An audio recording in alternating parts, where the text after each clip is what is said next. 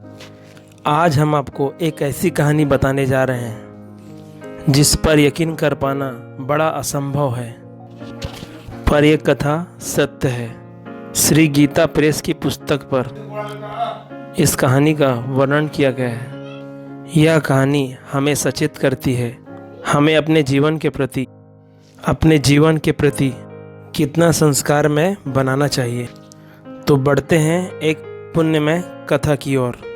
जय श्री राम दोस्तों, आपका स्वागत है हमारे भक्ति चैनल एक्टिव हनुमान जी पर। इस कथा को श्रवण करने के लिए उन सभी भक्तों से मैं निवेदन करता हूं, जो भक्त नए हैं वह अभी तक हमारे YouTube channel active Hanuman ji को सब्सक्राइब नहीं किया है। उन सभी भक्तों से मैं निवेदन करता हूं कि चैनल को सब्सक्राइब करके बेल आइकन दबा दें, जिससे न्यू वीडियो के नोटिफिकेशन आप सभी भक्तों को समय समय पर मिलते रहे और नाम में कितनी शक्ति है उसका आनंद उठाते रहे। तो चलिए बिना देरी किए राम जी का नाम लेकर कथा को शुरुआत करते हैं। श्री भक्त अनंतानंद महाराज प्रधान शिष्यों में एक श्री रंग जी जयपुर के निकट दोसा ग्राम में रहते थे। आप वैश्य कुल में उत्पन्न हुए थे। उनके घर एक नौकर था। आदत से बड़ा दुष्ट था। ऐसा कोई भी पाप कर्म उससे नहीं बचा होगा जो उसने नहीं किया होगा। पर मृत्यु तो आती है। उसकी मृत्यु हो गई और वह यमराज के पास वो पहुंच गए। फिर उस पापी को यमराज ने दूत बना दिया। जो सेवक होते हैं उसका काम नियुक्त कर दिया गया। अब उस दूत का कार्य हो गया जो भी धरती पे व्यक्ति हैं उनके प्राण निकालना और यमराज के पास में लाके उन्हें पेश करना। एक बार यमराज ने उसे आज्ञा दी, दोसा जाओ, दोसा जिले में जो दोसा में एक वैश्य रहता है उसके प्राण हर के हमारे पास लाओ।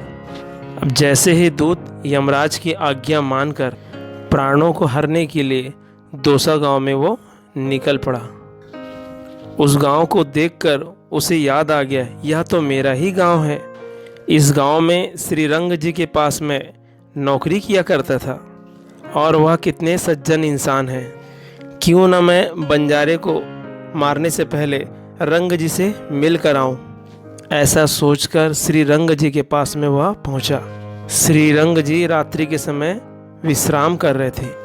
यमदूत को देखकर श्री रंग जी चौंक पड़े। अरे, मैंने सुना है कि तू मर गया है, तो कैसे यहाँ आया?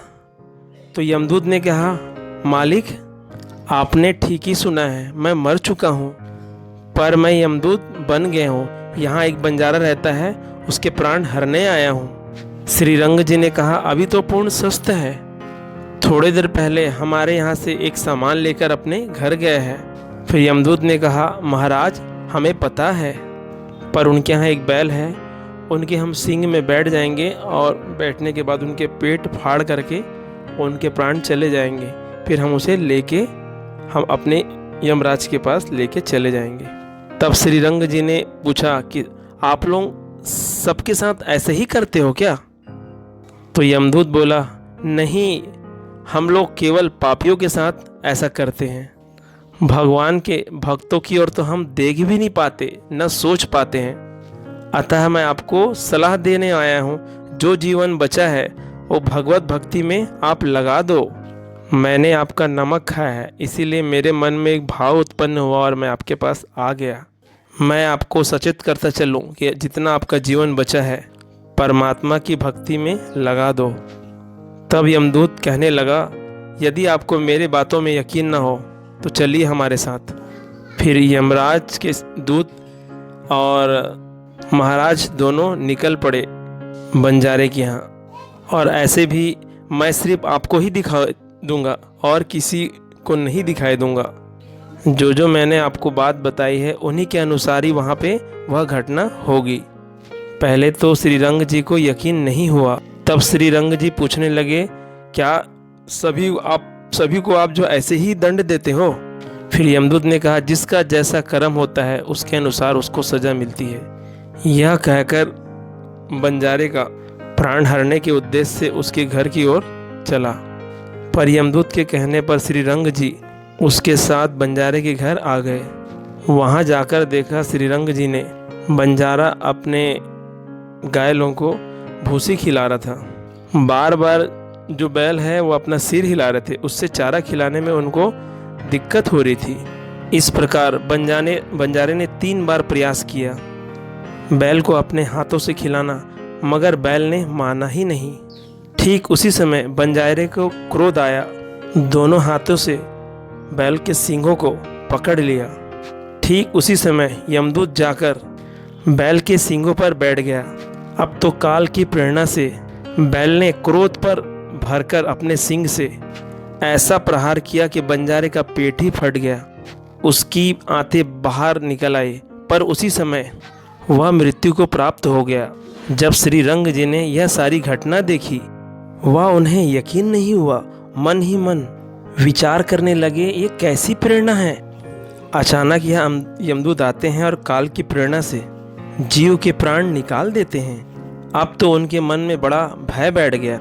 यमदूत की ओर देखकर बोलने लगे, तुम बताओ मेरा कल्याण कैसे होगा।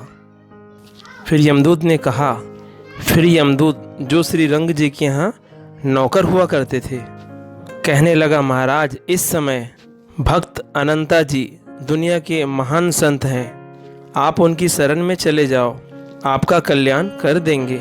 कहते हैं उनकी बात सुनकर श्री रंग जी सब कुछ त्याग कर परमात्मा की सेवा के लिए अपना घर त्याग भक्त अनंता जी शरण में आकर रहने लगे। और जैसे जैसे उनके मन में भक्ति का भाव बढ़ता ही गया, एक दिन अनंता जी ने कहा, हे वस्त, अब तुम अपने घर जाकर भगवान की भक्ति का प्रचार करो। जयपुर के निकट दौसा ग्राम में जहाँ तुम रहते हो, वहीं जाकर परमात्मा की भक्ति का संचार करो। उनकी आज्ञा मानकर श्री रंग जी अपने ग्राम आ गए। कहते हैं एक बार श्री रंग जी के पुत्र रात में विश्राम कर रहे थे, तभी उनके पुत्र को एक प्रेत दिखाई दिया। वह प्रेत बड़ा भयंकर था। वह प्रेत श्री रंग जी के बेटे को बड़ा परेशान कर रहा था। तब उनका पुत्र अपने पिताजी के पास आकर कहने लगा, पिताजी मुझे एक प्रेत परेशान कर रहा है, वह कहता है कि मेरा कल्याण करो। मुझे तो बड़ा भय लगता है, आप बताइए मैं क्या करूं। अपने पुत्र की बात सुनकर श्री रंग जी कहने लगे, आज तुम उस जगह पे विश्राम नहीं करना जहां तुम सोते हो, तुम्हारे स्थान पे मैं सोऊंगा।